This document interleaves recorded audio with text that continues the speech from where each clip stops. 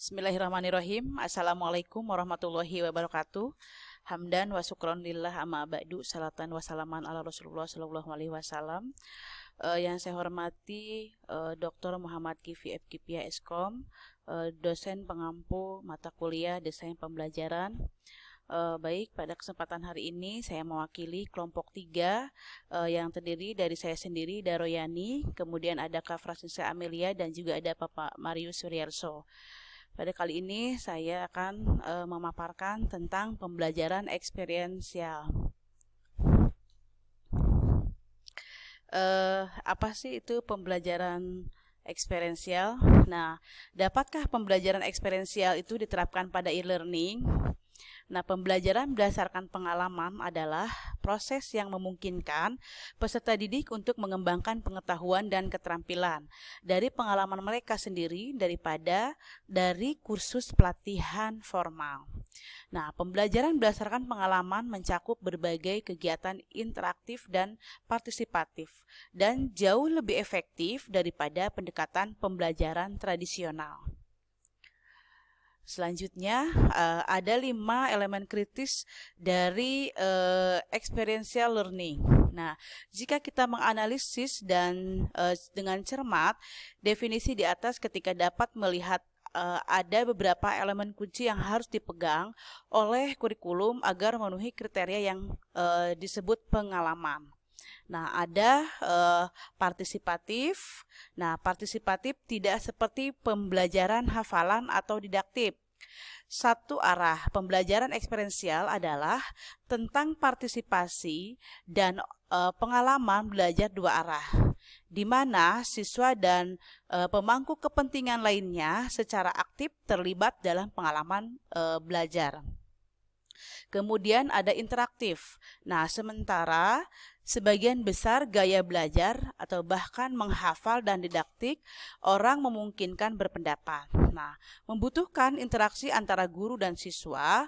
Pembelajaran eksperiensial menekankan interaksi lainnya juga siswa-siswa di lingkungan dan siswa di luar.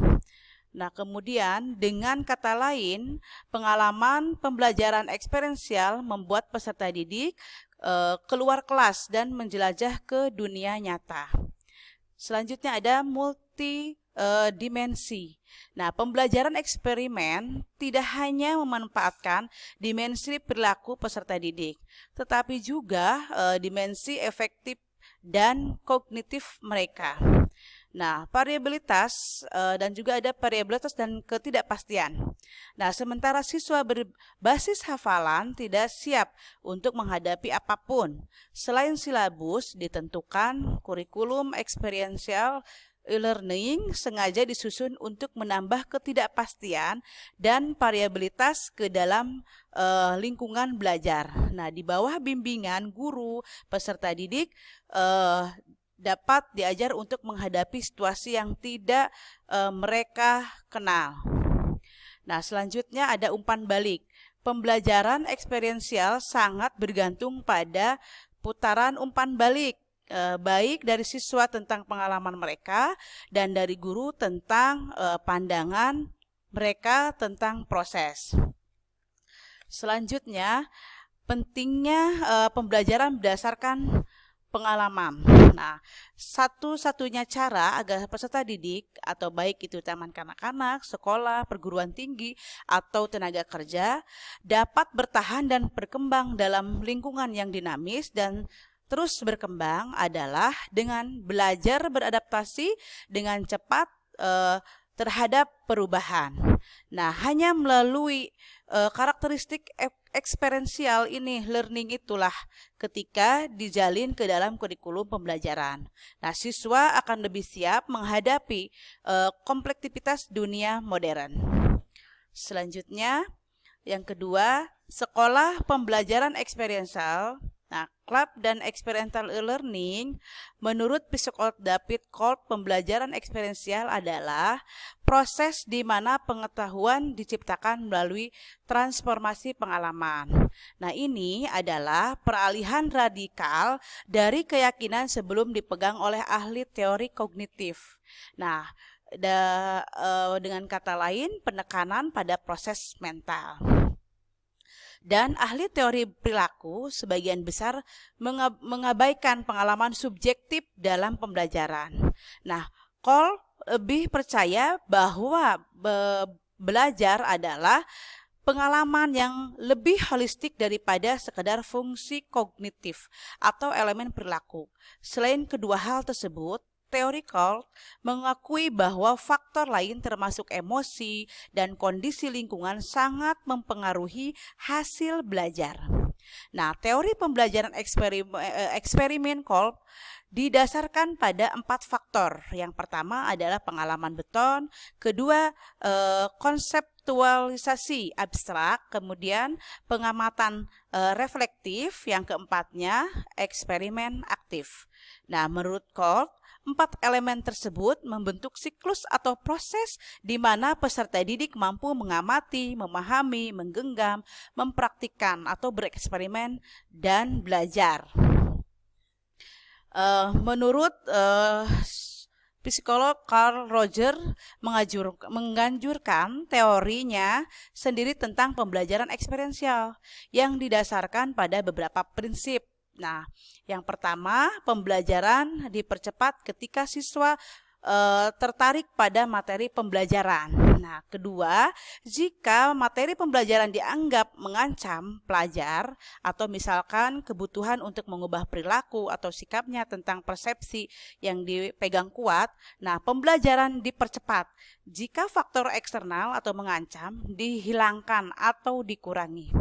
Yang ketiganya, pembelajaran yang diprakarsai sendiri oleh peserta didik akan terbukti lebih efektif daripada pembelajaran yang dipaksakan tanpa pemilihan peserta didik.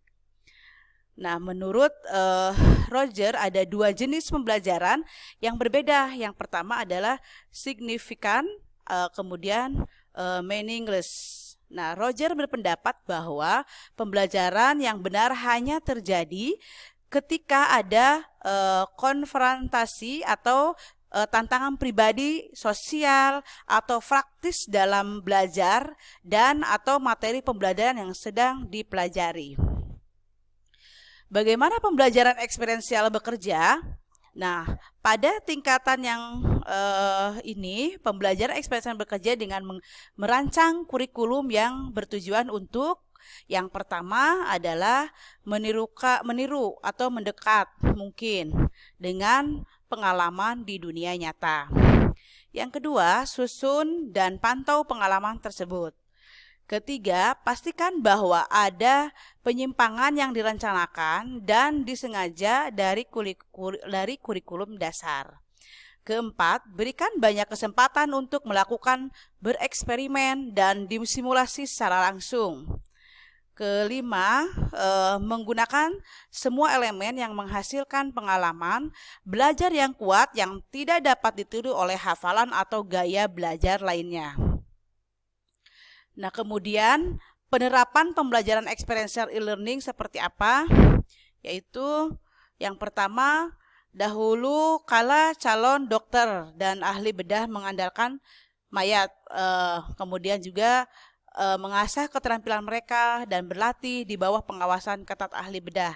Nah, senior di rumah sakit atau klinik saat ini kami dapat merancang dengan program e-learning yang komprehensif untuk menstimulasi semua keterampilan dan pengetahuan yang dibutuhkan oleh praktisi medis di ruang operasi. Nah, komplikasi medis dapat diperkenalkan ke dalam pusat anak kecil dan siswa dapat diperiksa untuk berinteraksi dengan lingkungan mereka dan berpikir kreatif untuk menyelesaikan tantangan yang ditimbulkan.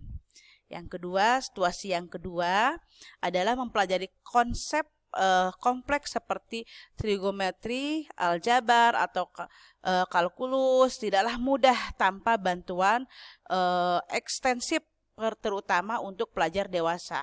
Nah, e-learning dapat mengubah semua itu dengan membuat konten pembelajaran interaktif dan juga menawarkan tes keterampilan, tugas dan kuis online, modul penilaian diri. Peserta didik dapat bereksperimen dengan berbagai solusi sambil memahami prinsip-prinsip yang mendasari subjek tersebut.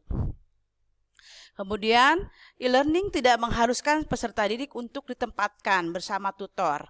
Nah, pembelajaran dapat dilakukan dengan kecepatan siswa. Siswa belajar dengan melakukan gagal, mengamati dari video, grafik, atau audio yang lain, dan kemudian berlatih.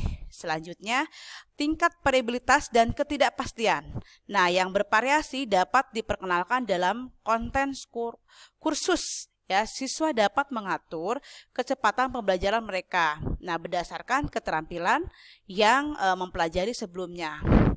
Kemudian yang terakhir, pembelajaran terjadi secara terstruktur, namun ketidakpastian. Nah, adalah bagian dari struktur itu.